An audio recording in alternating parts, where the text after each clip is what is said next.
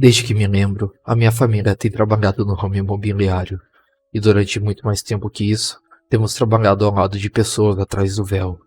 Antigamente, éramos chamados charlatões porque somos médiums. Saber como comunicar com os mortos é uma arte, mas certamente não é uma ciência qualificável. Depois de meu bisavô ter sido preso e morrido na prisão, e deixado minha bisavó viúva aos 30 anos e sem âncora nas suas sessões, decidiu limpar casas para alimentar seus 3 filhos pequenos. O problema, claro, é que se é um médium, é um farol. Atrai seres de outros reinos, objetos paranormais e os mortos, quer você goste ou não. E muitas vezes sua intuição leva a lugares e mostra-lhe coisas que nunca teve a intenção de ver. Assim conta a história que minha bisavó de alguma forma se encontrava em casa atrás de casa com histórias profundas e dolorosas. Uma família inteira assassinada aqui, uma criança morta ali.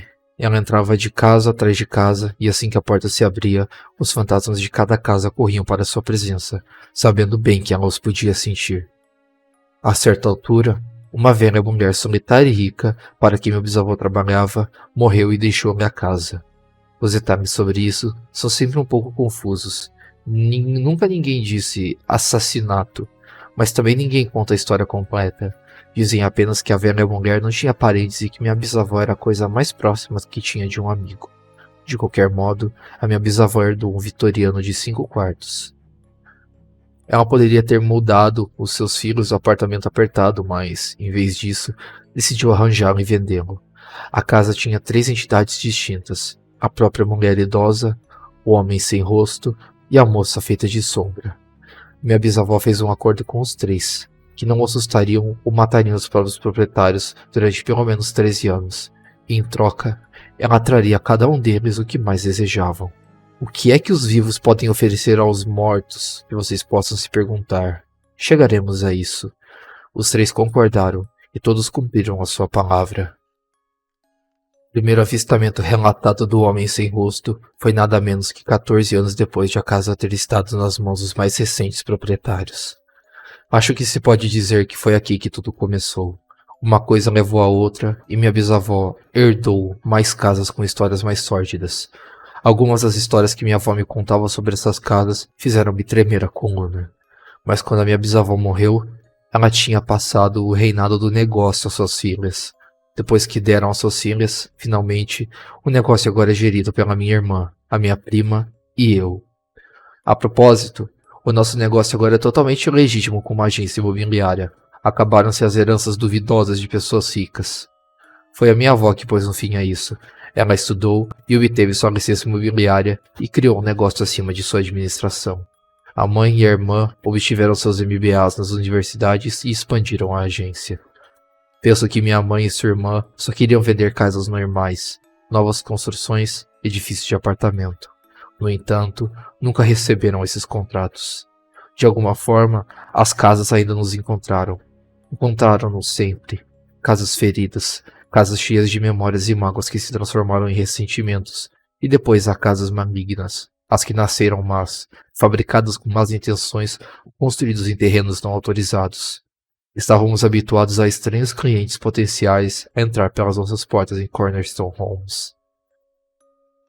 Sentamos-nos entre Rose Café e Jackson Antiques, e esse tem sido nosso escritório desde que a avó o comprou em 97. Agora só eu e minha irmã Laura e meu primo Ari, que o gerimos depois de minha irmã e minha tia terem se reformado há um mês. Temos estado estranhamente sossegados. Acho que as casas estão se recalibrando, e isso não é uma coisa boa. Normalmente é o silêncio antes da tempestade. Foi assim quando eu vendi minha primeira casa sozinha há 2 meses atrás. Era uma colonial de 6 quartos na Pensilvânia e eu tive que ir prepará-la como a minha família chamou. Lembro-me do meu coração bater mesmo quando fazia as malas cuidadosamente. Sal, salva, açúcar, uma pequena arca de ervas e óleos, um livro sagrado de 5 religiões diferentes, água benta do Vaticano e do Gandhi sagrado na Índia, cristais para proteção, velas pretas para maldições e brancas para pureza. Uma pistola com tarugos de prata e uma bala de ouro só por precaução. Finalmente, uma faca cerimonial que uma vez tinha sido mergulhada no sangue de um santo. E, finalmente, havia o fresco do sangue apenas por ter sido usado em casos de emergência. Mesmo com esse pequeno arsenal de proteção, não me senti seguro. Só tinha visto a minha mãe e a irmã se prepararem para suas casas. Sim, eu tenho ajudado, mas não era eu que falava com as entidades. Não era eu que tinha que lidar com os espíritos cruéis, ou com limpeza. E agora era minha vez de fazer isso sozinho. Lembro-me de entrar no meu motel em silêncio, as minhas mãos tão suadas, as minhas malas quase escorregando de minhas mãos. Assim que abri a porta do quarto e me sentei na cama, o meu telefone tocou. Levantei-me ao ouvido e vi quem era. Já foi a casa? Era minha mãe. Ainda não, acabei de dar entrada. Quanto mais expressa você fizer isso, melhor. A minha mãe me disse que podia ouvir as vozes da minha irmã e de minha tia no fundo, perguntando se eu tinha empacotado tudo corretamente. Eu sei, disse eu, aborrecido. Não gostei de ser apressado, apesar da minha mãe ter razão. Quanto menos tempo passava na casa, menos hipóteses tinha de eu ficar ferido, preso ou, pior, desaparecido. Ninguém sabe realmente o que aconteceu com as pessoas assombradas que as casas tomam. Por vezes aparecem como cadáveres decadentes anos mais tarde. A maioria das vezes, porém, nunca mais são vistas ou ouvidas de novo. Tinha encontrado um desses tipos de casa no passado, mas isso é uma história para outro dia. Suspirei e esfreguei meus olhos. Apesar da longa viagem, sabia que teria que ir para casa agora. Quando essas casas estão desocupadas, é quando as entidades tornam-se mais fortes. Agarrando as chaves do meu carro na minha mão, peguei no seco e saí da sala. A casa era velha, construída nos anos de 1650. A casa era grande, atrás de um velho portão enferrujado que levava por uma estrada até a frente do grande colonial branco, com seu telhado cinzento lateral. Tinha 2 andares e janelas que eram emolduradas por persianas que se abriram para o exterior. O sol minguante mostrava um grande jardim desgranhado e crescido em demasia. Ervas daninhas com joelhos por todo um lado, e a fonte continha 2 estátuas de mármore que supunham ser semelhantes a deuses gregos, mas que estavam cobertos de era. Depois, consegui ouvir as vozes do fantasma até no fim. Uma sensação de profundo mal-estar crescia dentro de mim enquanto abri o portão enferrujado e este se abria lentamente. Vai lá, Jo, murmurei para mim mesmo. Melhor seguir em frente. Assim que pisei a estrada, ouvi vozes crescerem mais excitadas. Os sussurros cresceram na sua sinfonia de caos. Mas, debaixo de tudo, consegui ouvir algumas vozes distintas. Não conseguia perceber bem o que estavam a dizer, mas consegui ouvir as vozes distintas de crianças cantando uma canção. Engoli em seco. Os fantasmas infantis sempre foram os mais difíceis. Seus espíritos ficavam presos nessas casas por conta de um ato indescritível. Por vezes, as casas mantêm as crianças fora do amor inapropriado. Outras vezes, é algo muito mais sinistro. Quando eu cheguei à porta da frente, as vozes tornaram-se ensurdecedoras. Puxei a chave e coloquei-a na fechadura. Enquanto encolhia, mal consegui ouvir a mim mesmo pensar. No minuto que torci a chave, as vozes cresceram. E então parou. A porta da frente abriu-se para uma sala escurecida. O silêncio e a sensação de que não estou sozinho nessa casa velha e solitária caíram sobre mim. Quem me dera não ter que vir aqui à noite. Mas a melhor altura para as entidades saírem é a noite. E a noite também é o momento em que podem se aproveitar do máximo da vida. De certa forma, fazer isso foi colocar-me como uma isca. A única forma de atrair um lobo para fora é colocar carne antes dele e esperar. Lentamente entrei na casa. Cada passo fazia um pequeno baque silencioso. A casa estava empoeirada e já não via a luz do dia há algum tempo. Podia sentir o seu sabor no ar. A primeira coisa que fiz foi colocar a minha mala no chão e depois caminhar para abrir uma das janelas. Enquanto eu me inclinava para empurrar as persianas para fora, uma mão grande e fria agarrou-me pela parte de trás do pescoço. A minha coluna vertebral parecia ter se transformado em gelo e meu coração acelerou. Mas eu lembrei-me do que minha mãe tinha me ensinado. Alimentam-se de medo. Não grite ou chore. Nem sequer os reconheça. Não reconheça a presença dele quando tentarem assustá-lo. Isso só os tornará mais poderosos.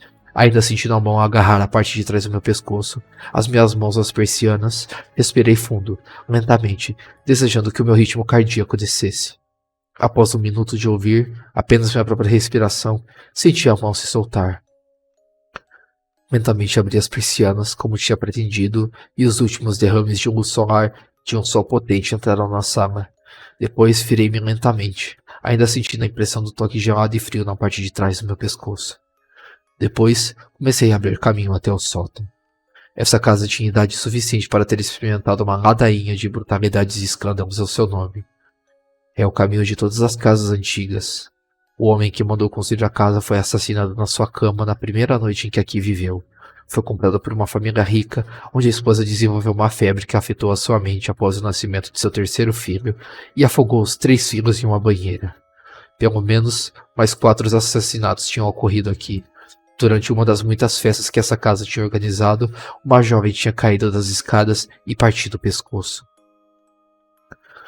Mas um lugar mais assombrado dessa casa era o sótão.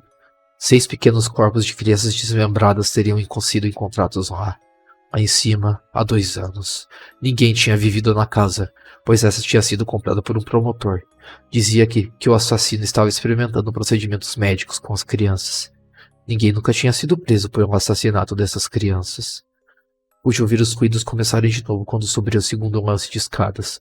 A sensação de mal-estar em mim cresceu juntamente com a voz. Em silêncio, comecei a entoar uma canção budista na minha mente para me trazer de volta ao equilíbrio. Lembra-te que eles não podem te fazer mal, a menos que penses que pode. Controle o teu medo. Os ensinamentos da minha mãe vieram a imundar. Quem dera poder dizer que eles incutiram mais confianças em mim. Quando eu cheguei à porta do sótão, senti aquele cheiro úmido, aquele velho cheiro de ferro e de sangue.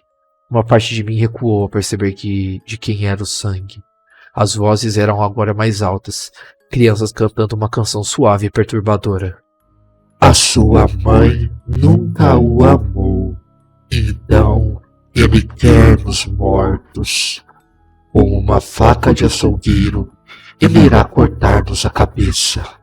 Ele diz-nos para correr, mas corta os nossos pés.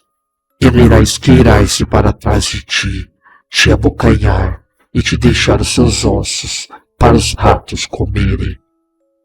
Eu queria mesmo voltar atrás, mas sabia que o acordo precisava de ser feito. Abri a porta e acendi uma lâmpada lá dentro. Não havia nada no interior, a não ser uma velha cadeira de balanço e algumas partes no chão com um aspecto suspeito, manchadas de vermelho escuro. Olá? Disse eu. Depois esperei por uma resposta. Nada no início. Os segundos passaram, eu estava prestes a ir à caça de algum outro espírito na casa, quando uma vozinha assustadora sussurrou. Olá! Todo o meu corpo tremia agora. Contra as minhas melhores intenções, eu iluminava lentamente toda a sala até chegar ao par de pequenos pés cinzentos. Levantando a luz lentamente, quase a deixei cair quando vi bem o rapaz. Ele tinha 2 rostos. Um era sua própria, mas a outra, malhada, manchada e sem os olhos, era claramente de outra pessoa. Teria parecido uma máscara se não fosse pelo sangue a pingar. Foi cozida ao lado do seu rosto e cobriu-lhe a bochecha e a orelha. Mas a pior parte foi os olhos. Eles eram completamente opacos e brancos. A sua boca sorriu horripilante. Ele te achou bonito. A sua voz pode ser suave, mas havia algo de profundamente errado com ela. Ignorei as suas palavras e fiz o que minha mãe tinha me ensinado. Mantive o olhar na entidade e disse: Deixa-me te ajudar, espírito. Posso dar-te o que precisa se me deres o que eu preciso em troca. O rapaz continuava simplesmente a sorrir assustadoramente. Seu outro rosto parecia ainda mais assustador enquanto sorria. És tão bonito que ele gostaria de te acrescentar à sua coleção. Que estava errado com a sua voz? A terrível realização atingiu-me tão subitamente que tropecei para trás. Era a voz de um homem que vidia ser um rapazinho. Desta vez gaguejei enquanto repetia as minhas palavras. Deixa-me te ajudar, espírito. A porta atrás de mim fechou-se. Afiei e me virei para ela, apenas para descobrir que o chão estava começando a ficar em areia movediça. Engoliu-me os pés para cima e depois voltou-se para a madeira, prendendo-me lá. A surpresa levou-me a cometer o meu erro fatal. Eu gritei. O riso rastejante de pele que enchia a sala me fez quase urinar nas calças. Eu sabia que agora estava em apuros. Rapidamente retirei a água benta e um frasco de sangue do meu equipamento. Esse foi um último recurso. Era suposto só usar isso em caso de emergência extrema, mas ao sentir as mãos a rastejar de costas para a garganta, soube que estava com o tempo limitado. Apertei-me quando uma das mãos encontrou minha garganta. Comecei a enrolar-me, abrindo água benta e atirá-la para cima de mim. As mãos caíram. Atirei água benta para os meus pés. E isso não foi bom. Durante todo o tempo que estive lá, pude sentir algo a me rodear. Atirei água benta à minha volta até a garrafa estar vazia. Assim que a água desapareceu, senti algo a me puxar pelos cabelos até o ponto de pensar que ia arrancar do couro cabeludo. Aterrorizado, olhei para cima para ver. O rapaz estava a se rastejar no telhado. Já não estava mais sorrindo. O seu maxilar distendido e negro, líquido de cheiro fétido, caiu de sua garganta para o meu rosto. Voltei a gritar, a cuspir, minha mão agarrando o frasco de sangue. Rapidamente limpei os meus olhos com o braço para poder ver o rapaz e gritei as palavras. In uterum ganhae evicinate et nunc domum toni vinat. Me desesperei para atirar quando eu tirei o frasco de sangue para a cara do rapaz, e por um momento tudo ficou parado na sala. Durante uma fração de segundo, tive a certeza que tinha feito algo errado, que estava tudo acabado para mim. Com um rugido alto e demoníaco, a entidade urrou para mim, e eu cobri meu rosto, preparando-se para o impacto, mas nada aconteceu. Quando abri meus olhos, a entidade tinha desaparecido. Respirei um enorme sinal de alívio e olhei para baixo. Meus pés tinham sido libertados da madeira. O sótão já não se sentia cheio de mal-estar. E eu desci para pegar a minha lanterna, que eu tinha deixado cair na briga. Em silêncio, delei uma vez. Não encontrei nada e fui embora. O resto do meu tempo na casa tinha passado em silêncio. Manchei cada quarto, mudei de orações e espalhei sal onde precisava. Quando terminei, a casa inteira já estava silenciosa e imóvel e sentia-me vazio. Adequadamente, completamente vazia de tudo que pudesse viver aqui. Como nenhum outro espírito tinha me encontrado, presumi que o sótão era o único lugar que precisava me dar. Depois de ter passado a noite no motel, me levantei cedo na manhã seguinte para sair. A previsão do tempo era de chuva até em casa, mas não me importei com isso. Limpei e me apaziguei com sucesso a casa assombrada. Cantarolando para mim próprio, como frequentemente fazia, deixei o estacionamento do meu carro, com a chuva a cair no telhado. Foi apenas quando estive 1 hora de viagem que reparei. A sensação de mal-estar, a sensação de pavor, a canção familiar que eu estava a cantarolar. Mas o que solidificou meu medo sólido foi a voz que subiu do assento vazio do passageiro ao meu lado. A voz que tinha me atormentado ontem à noite e que tinha feito meu sangue gelar. Ele pensa que és tão bonito e gostaria de te acrescentar à sua coleção.